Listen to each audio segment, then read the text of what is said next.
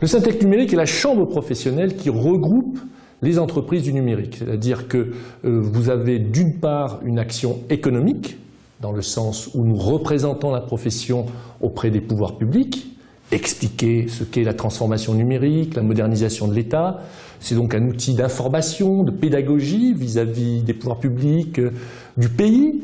Et puis un aspect social très important, puisque au sein de la Fédération Syntec, nous portons la convention collective du numérique, qui s'appelle la convention collective Syntec. Et nous développons toutes les questions d'attractivité, les questions de formation. Nous avons l'organisme de formation de la profession qui s'appelle le FAFIEC, qui a un gros rôle d'une part en formation continue pour les collaborateurs de nos entreprises, mais aussi pour proposer des contrats d'alternance ou des contrats de professionnalisation.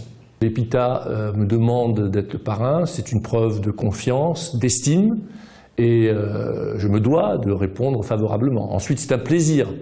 J'ai eu l'occasion de le dire devant justement mes filleuls, je suis enseignant de formation, donc ça m'a permis de renouer un peu avec cette fibre.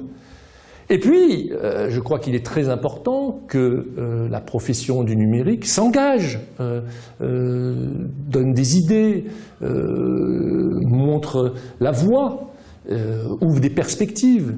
Et en étant parrain d'une promotion auprès de ces 240 filleuls, le Syntec numérique joue son rôle qui est celui de soutenir, valoriser, développer la filière de formation du numérique. L'EPITA est pour moi, et de longue date, une des meilleures écoles de formation d'ingénieurs en France, parce qu'elle a compris d'une part la nécessité d'avoir le squelette, le cadre informatique qui est fondamental dans justement la formation d'un développeur, mais aussi un cadre d'ingénieur généraliste qui lui permet d'avoir une ouverture vers les autres métiers.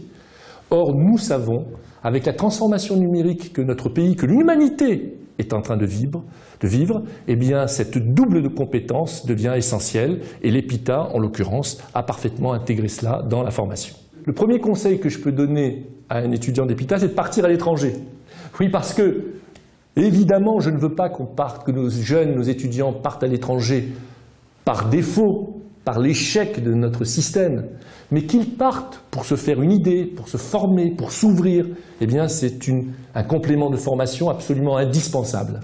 Donc, avoir une bonne école, avoir de bons stages, avoir une expérience internationale vous donnera toutes les chances de faire une carrière formidable dans notre pays, et pourquoi pas de créer votre propre entreprise, pourquoi pas rentrer dans une PME et l'aider à se transformer pour devenir une PME ouverte avec son système d'information et son numérique, et pourquoi pas être un grand dirigeant d'un grand groupe, parce que j'ai la conviction qu'aujourd'hui, avoir une compétence informatique fait la différence si justement on a quand même une certaine ouverture.